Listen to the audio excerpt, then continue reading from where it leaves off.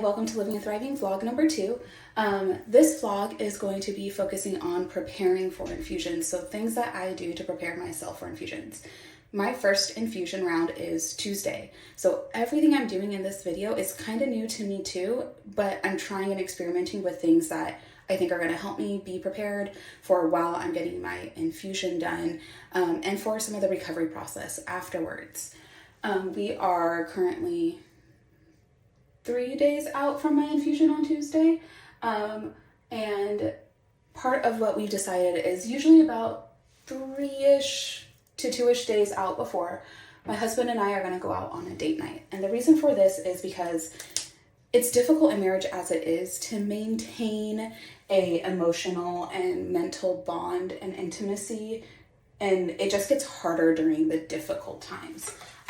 So to kind of help us, we've decided that we're gonna go on dates and just spend some time, quality time, doing something that is fun and outside of our norm from how we live day to day. So right now that's what I'm doing, is getting ready for that date and to go enjoy myself. Then after that, usually we'll probably do something for prepping the house, assuming cleaning.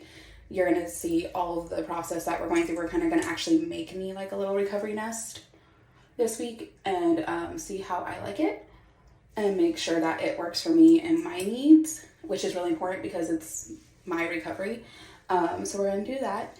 And then we're also going to be doing some food prep because as I said before, diet and all that can be a huge game changer for us when it comes to recovering what we eat. And during chemo, a lot of the times from the information I have found is that our bodies are going to experience different forms of digestive issues, from nausea to vomiting and diarrhea, heartburn, so forth. And you don't know where you're going to fall out on that spectrum. I know a lot of TV and other people have talked about the vomiting portion and the nausea and how bad it could be, but you honestly don't know how your body's going to respond. And every chemo is different. So you also have to really be specific to your type of chemo.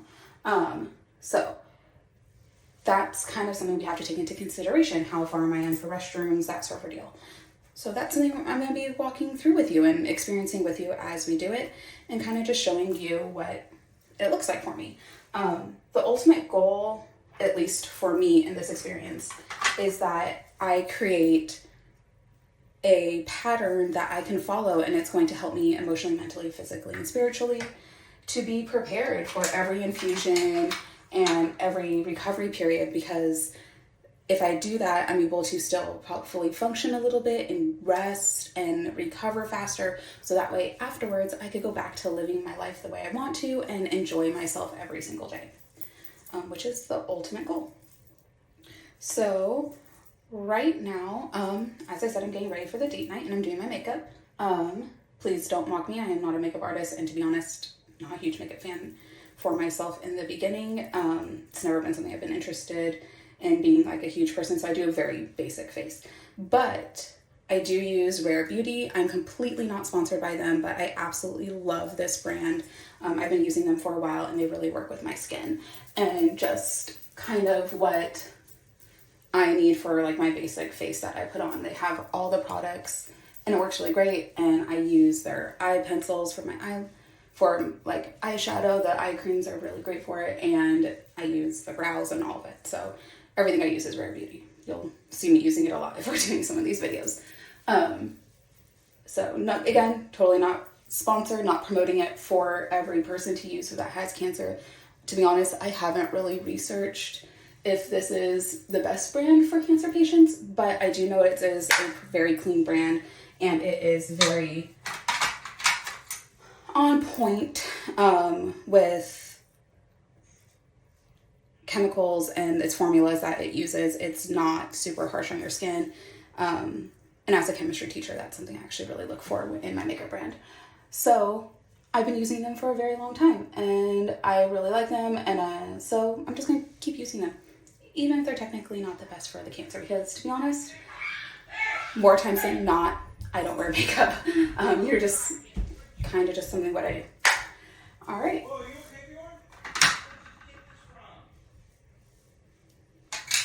Okay. Sorry, just heard Our dog's going crazy downstairs, and my husband took off after them, hoping they're okay. Gonna go dog mom here in a minute. But I'm really looking forward to continuing this vlog and showing you over the next few days kind of what I'm doing to set up. Thanks. Hi everyone, and welcome to day 2 of prep. That was my husband, the lovely fake barker. Eventually I'll get him on camera, but for now he's choosing to stay off. Last night was date night for day 1 of my chemo prep that we're starting here to see how I like to mentally and physically and emotionally prepare before going into chemo fusions.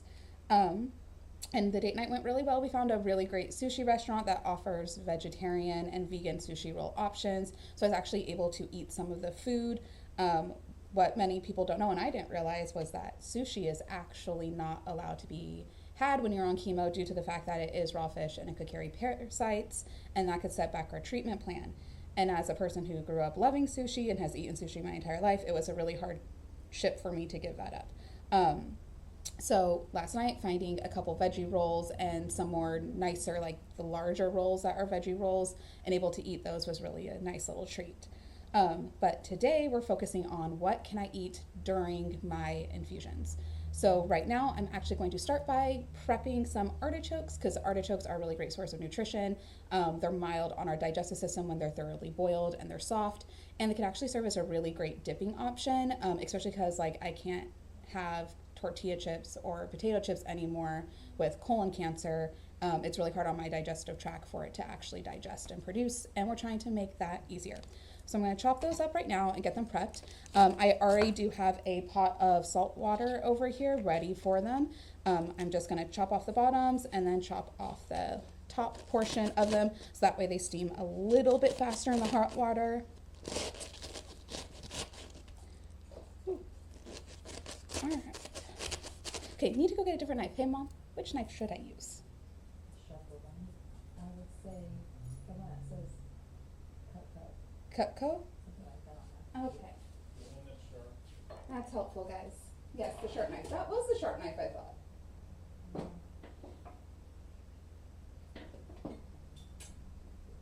Got it. This big boy. All right. Oh, much easier. The effects of not being in my own kitchen. Alrighty, so there's 1 and 2. I started to use the artichoke like last week as a dipper, and I actually really liked it. It really helped me get through some soups when I didn't want to have too much bread, and that sort of deal. I know out there's a lot of things that say like, oh, when you have chemo or you're going on chemo or have cancer, avoid things with sugar. And that sort of a deal, and like bread is one of those items that tends to have a lot of sugar, but the truth is that it's not necessarily great, because your body's going to produce sugar either which way. It is something needed at the cellular level for cell function, and we want to promote healthy cell function, which means we do need sugar. However, I still don't want to eat like bread with every meal or anything like that, so a soup or with some like hummus dips that I've been eating, the artichoke has been serving as a really great like little factor for it. So I'm going to go ahead and give these a quick wash and then get them into the pot.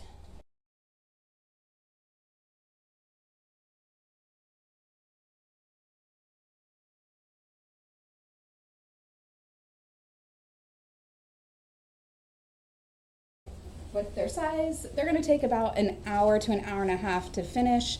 And that's kind of the main prep I'm doing for today, because my lovely mother, who is an amazing cook, did a lot of prep yesterday. She prepped this really great pesto, which is going to end up on the blog site for recipes, which is packed with tons of pureed super greens and basil and cashews, and it's super kind of like basic on the flavor. It has a little bit of garlic salt, but it's not overwhelming, which should be really great for me to get in greens with like some plain pasta during the chemo, because we are supposed to kind of like try to keep a semi-bland diet during chemo, just because our taste buds can change and we don't want to overwhelm our system. So she pre-made me some of this yesterday, and it's delicious. This is like the second time I've had it. I absolutely love it. It's also great to mix into like hummuses or any other like maybe white bean dip or anything like that. So it makes a really great dip. She also made this white rice and Japanese sweet potato mixture. It kind of ends up tasting more like rice pudding with some cinnamon and nutmeg and spices. And it's super great on your stomach. It's really easy. It's sweet. It's a great way to get in kind of like a nice little treat during chemo that shouldn't be too overwhelming. And then, of course, to go with that, she also made me some boiled Japanese sweet potato that I can mix with just some olive oil or avocado oil, salt, and pepper. Again, we're trying to keep this first round of infusions kind of basic on the foods, just because we don't know how my system's going to react to like nausea, vomiting, and metallic tasting food, which is kind of symptoms that my type of chemo will produce. So these are some of the other ones we have. We also have some soups in the freezer from previous cooking, and we also have some porridge I've made. Also available in my freezer for me to go ahead and get, along with more of our dips. So we have a couple bean dips. There's like a chili bean dip that I made earlier. Probably won't have that during this chemo, but it is there if I need it. And then we have some of our plain white bean hummus. So that's kind of where we're going to be currently at right now for food prep. Again, we've done a lot of cooking of soups throughout this whole week, and we've done a lot of our food prep like in small batches as we go. And we're trying to keep it as basic as possible. So this is where I'm gonna go ahead and leave it off for today, and I will see you for the last and final day, day 3, before I go in for my first infusion.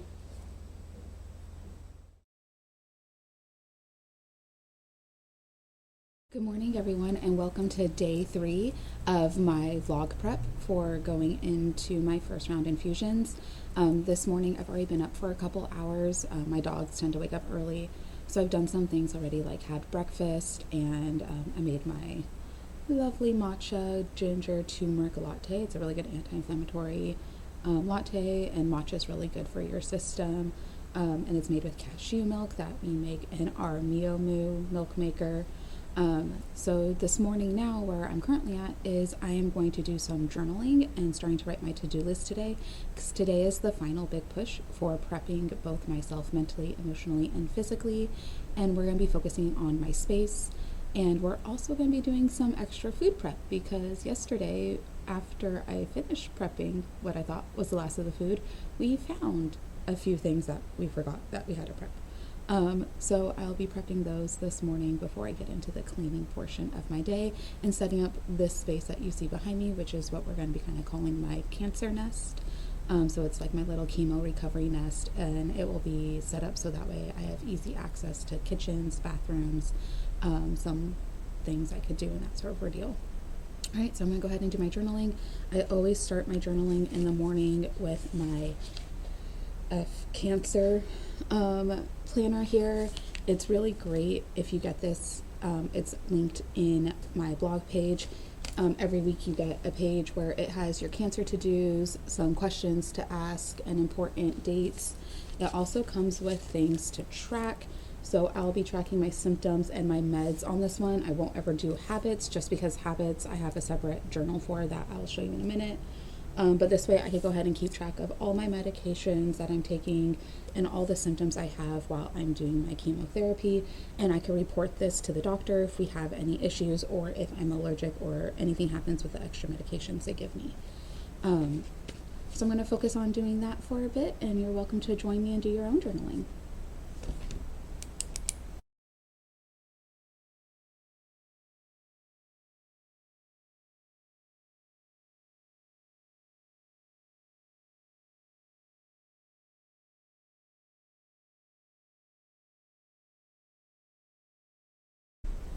Okay, so I just finished finishing out my journal setup for my planner. I went ahead and I actually highlighted the days here that I actually need to be on certain medications and symptoms. So I'm tracking out symptoms for the rest of this week. They should start on Tuesday, as that is the day I'm going to be going in for my infusions. So tracking them starting that day. I'll be tracking them on a 1 to 10 scale, 1 being fairly low, they're not super bad, 10 being that they're really bad, and I definitely need to reach out to my palliative care team.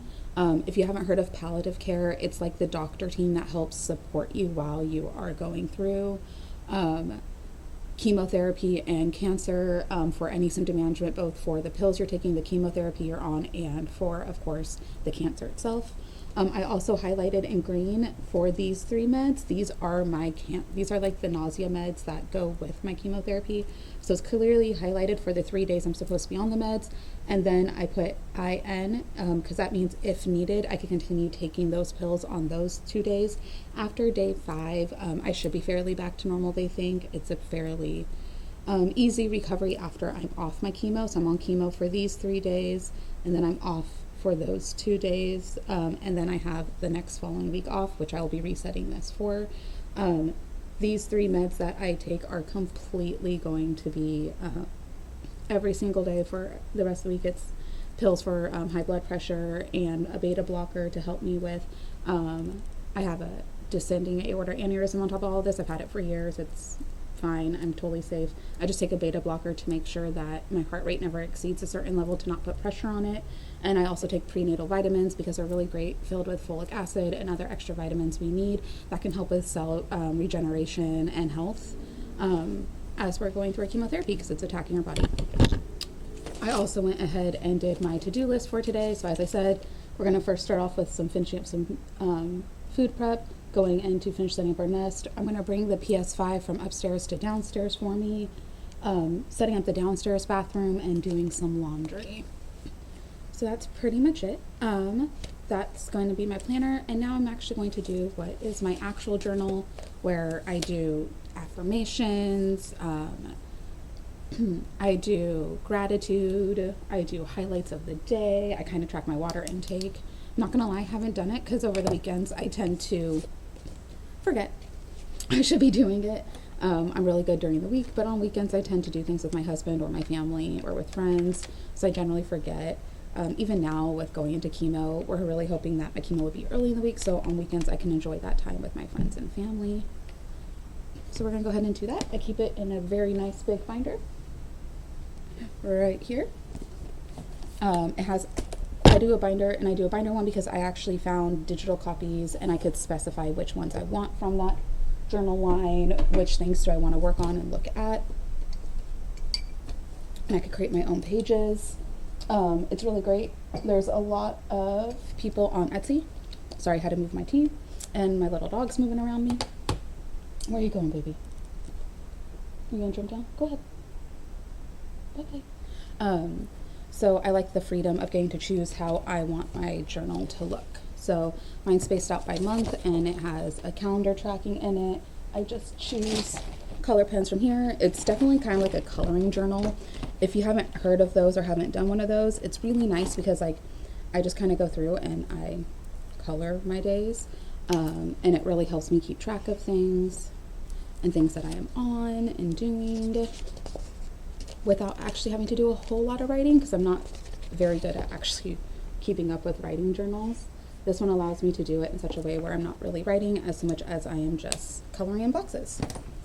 So right now I'm going to just go ahead and catch up on some of that for this past weekend because I clearly haven't done it.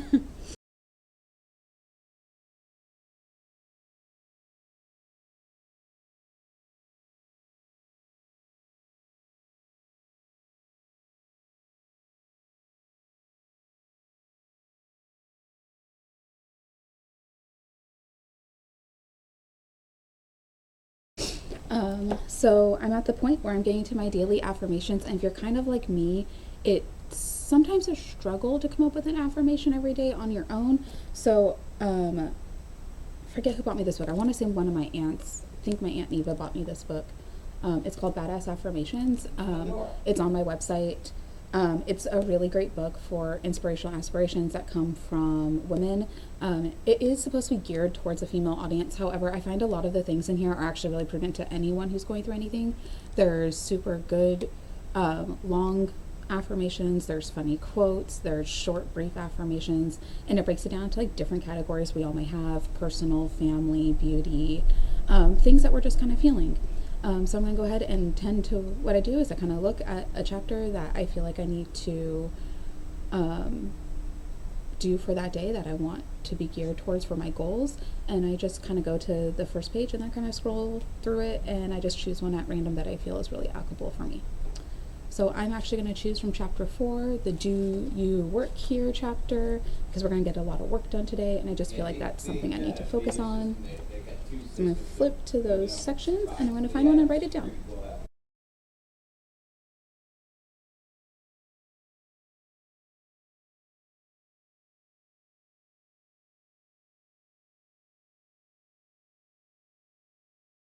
So today's affirmation, I have chosen, my actions speak louder than my words. I'm choosing this one for today because I feel like I am about to start really putting forward effort to create a space for myself for while I am recovering and going through chemo.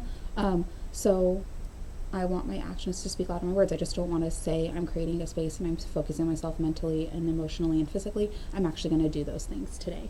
So that was my affirmation for the day. Now I'm going to do a little reflection for yesterday on the 5th. That looks like where I am at. So I will do that, and then I believe I am going to be done with my journaling for today, and we'll get on with the rest of the activities.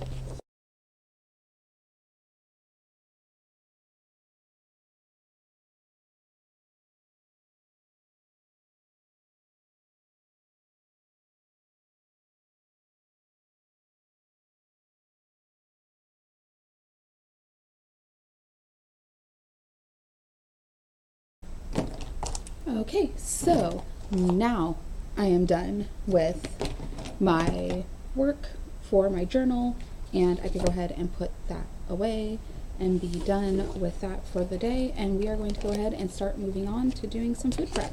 So I will see you in the kitchen.